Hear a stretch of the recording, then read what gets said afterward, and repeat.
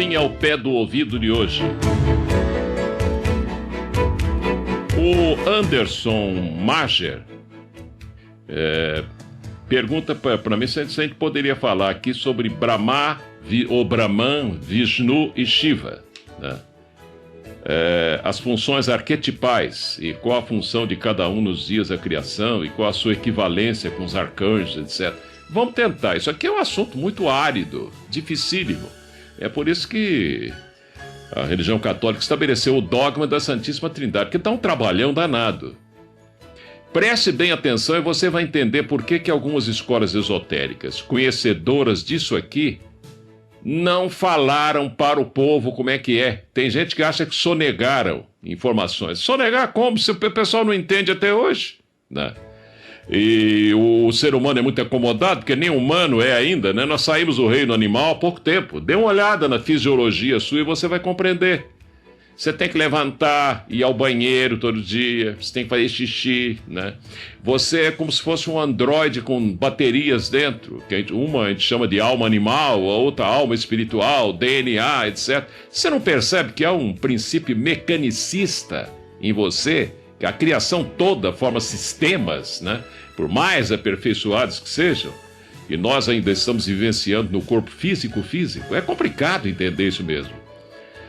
O Anderson, apesar de ter falado recentemente sobre essa tríade, né? Sempre dá para... Isso aqui dá para falar uns 200 trilhões de anos e a gente não termina nunca porque está sempre em evolução. Nada para.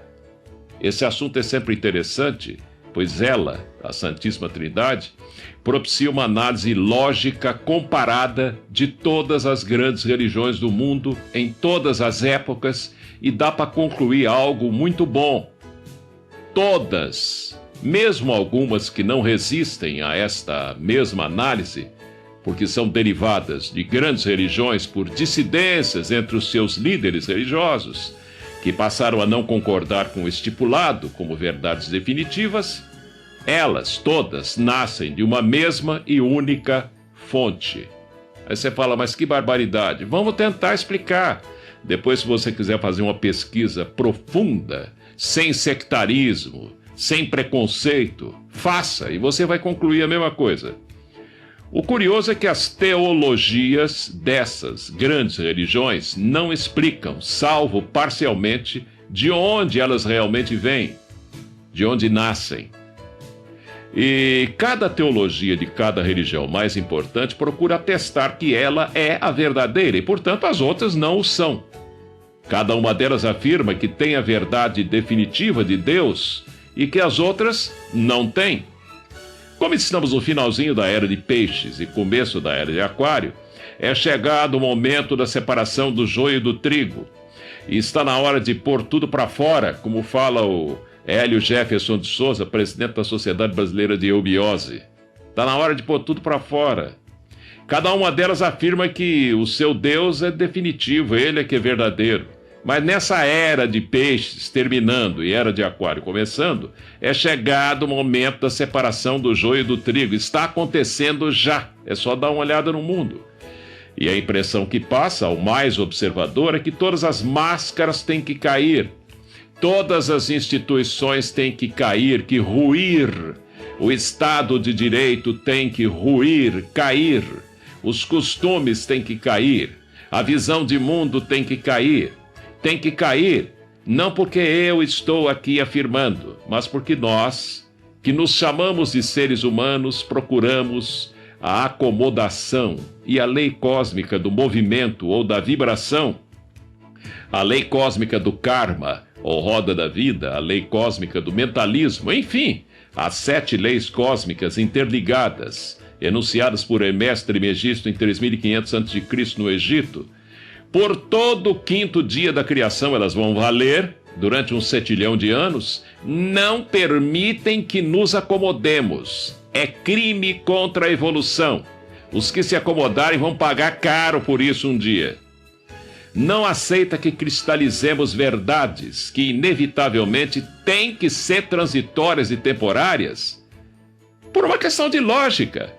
mesmo porque a criação é transitória e temporária. Como é que o temporário pode ser proprietário, dono, ou se apossar do definitivo? O que é isso? Só cabeça de criança para entender o negócio desse jeito, é ou não é? A lei cósmica não permite, ou as leis cósmicas não permitem. E o transitório e temporário não é capaz de gerar ou compreender a verdade maior ou definitiva. Para o transitório e temporário, basta aceitar que tem que haver algo definitivo e incompreensível à mente humana, ao qual nós chamamos de Deus. Não adianta você dizer que você entende Deus. Você não entende. Não entende, não adianta. É só começar a fazer perguntas e você cai. Né? Me aponte um que conhece, que dá para falar sobre Deus. Não tem condição. Você pode supor, criar símbolos, inventar coisas, dogmas, sei lá, tríade, sefirotes, Elohims, etc. Mas explicação definitiva não tem jeito.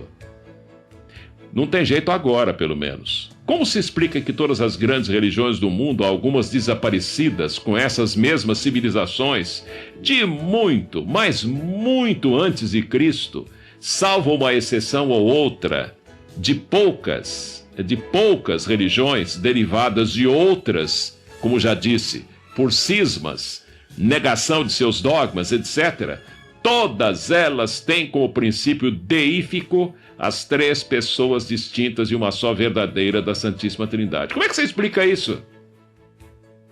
Copiar uma da outra, mas como? Como é que alguém copiaria dos católicos se essas religiões existiam aí há 50 mil anos antes de Cristo? Como é que pode copiar um do outro, né? Ou tudo saiu de uma mesma fonte? Eu poderia fazer uma pesquisa mais aprofundada e trazer para vocês dezenas de nomes que correspondem ou se correspondem com o nosso Pai e se correspondem com o nosso Filho e com o Espírito Santo cristão, ou cristãos, né? Do judaísmo, ou entre hebreus, você tem Shequimá, Biná e Keter. Não importa a ordem, estamos só enumerando. Do Egito você tem Osíris, Ísis e Horus. Entre os cristãos você tem Pai, Filho e Espírito Santo. No brahmanismo, a religião mais antiga do mundo, é do final da Atlântida, para você ter uma ideia, né? No brahmanismo você tem Brahma, Vishnu e Shiva. Aliás, o brahmanismo é antiquíssimo, é como a Umbanda, por exemplo. É uma coisa mais antiga que tem, que todo mundo já perdeu até o sentido da época em que a Umbanda surgiu. É da Lemúria, compadre. Imagine você, se o pessoal não acredita nem na Atlântida, né, vai acreditar em Lemúria. É complicado, né? As escolas iniciáticas de esoterismo, as mais respeitadas, partem ou do Egito ou da Índia, para explicar o sentido dessa Santíssima Trindade. Todavia, a que melhor explica é o brahmanismo, onde Brahma ou Brahman é o número 1 de Pitágoras, o próprio ponto no centro do círculo que vai gerar todos os 144 mil universos da tradição teosófica, ou aquele que vai gerar o Big Bang, entendeu? Ele, por ser único ou pai, não existem mais pais ou deuses da criação, decorre dele mesmo e se torna relativa, né? Ele se torna relativo, já que na sua primeira criação, que é o número 2, ou a mãe cósmica, ou aquele que tem função de gerar tudo por ser o próprio pensamento cósmico criador, sendo 2, ele comporta em si uma androginia como o 2 em 1, ou masculino e feminino, ou o aspecto viúva de si mesmo, ou do pai, né? Porque o pai não está junto ali, ele está em germe, ele desaparece em seguida. Ele é o pai, surge o 2, ele desaparece, surge o 3, né?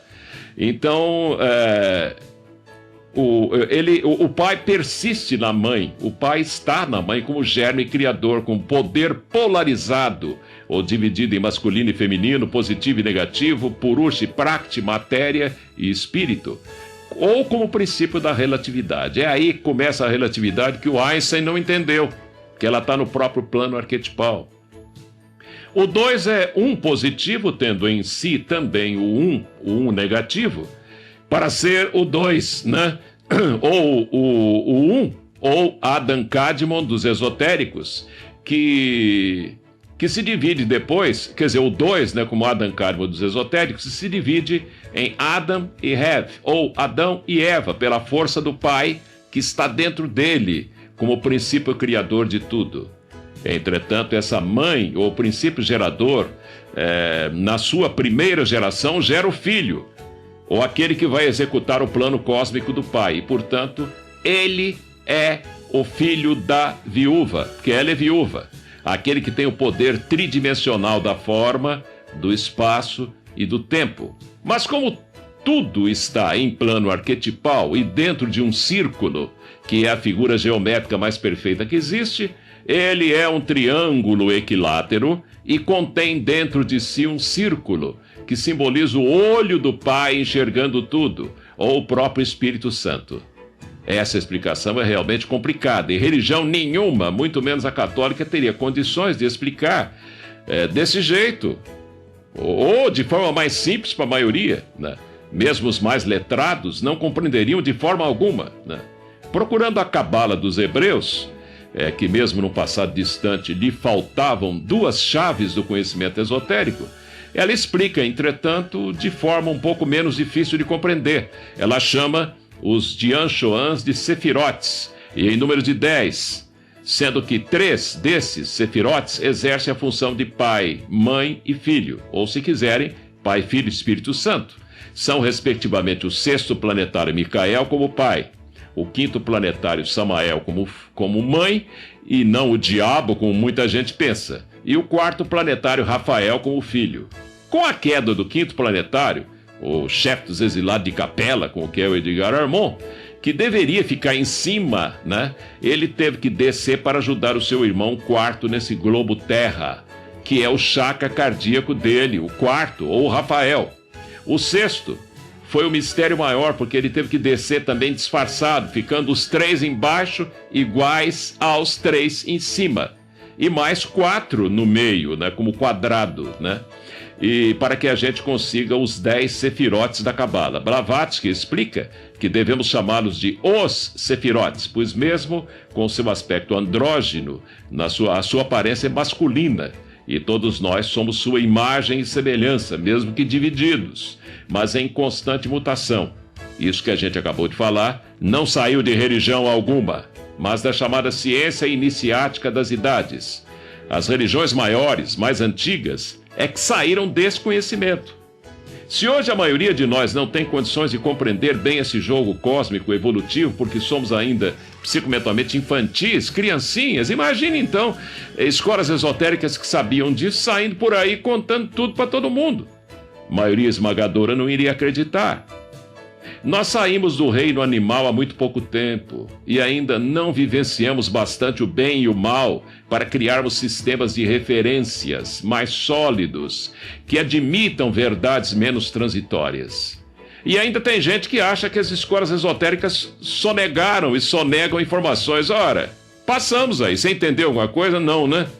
Nem eu também, sei lá. Isso é complicado mesmo. Como informar sobre coisas que estão zilhões de anos à frente de nós? Como contar que a Arca de Noé é uma nave mãe do tamanho da América inteira, do norte, central e do sul, se até no Discovery Channel estão procurando pedacinhos de madeira da Arca do Noé no Monte Ararat, lá na Europa, sei lá, Ásia, né? E que são 7 dessas naves ou agartas e que cada uma é responsável por um dia da criação. E que estamos ainda no 4º dia da criação, e que o total de dias da criação são 10 e não 7, e que são 7 dias de competência dessas naves, cada uma delas comanda, e mais 3 referentes ao plano arquetipal que muda a cada dia da criação, ou a cada 1 setilhão de anos. Como contar mesmo para algumas escolas esotéricas que o grande arquiteto do universo não é um só, são 7, ou 7 arcanjos católicos, e que não põem a mão na massa na construção dos 144 mil universos paralelos, e que são o 7º degrau da escada de Jacó para ressuscitados, e que cada um deles não nasceu com experiência, mas que estão adquirindo experiência por meio das suas criações, incluindo nós que estamos aqui falando com você. Todo mundo é filho dele, E quando Cristo dizia meu Pai, se referia a um deles. Ora, o ser humano não pode se acomodar. Seria muito mais fácil eu rezar com você um terço todo dia, né? E fazer chorar de emoção com certas orações que eu também conheço. Emocionantes que ajudam bastante o ser humano, ainda tão infantil. Mas eu, pessoalmente, procurei adotar o caminho do mais complicado. É por isso que você fica quebrando cabeça comigo, para forçar os ouvintes a raciocinar com mais profundidade. Cada um deve aceitar o que a sua mente cria como verdade para si mesmo e deixar que cada um faça o mesmo. Você não pode ficar interferindo na cabeça do outro. Você passa os dados. Aceite se quiser. A liberdade de pensamento é o que existe mais importante no ser humano e que um dia o levará à verdadeira libertação. Mas você não pode exigir que uma pessoa que está passando algo para você fale do jeito que você quer ouvir. Não tem sentido. É a mesma coisa, amanhã você vai estudar matemática e fala assim, professor, eu não gosto de matemática. Por favor, dá aula de geografia para mim, viu?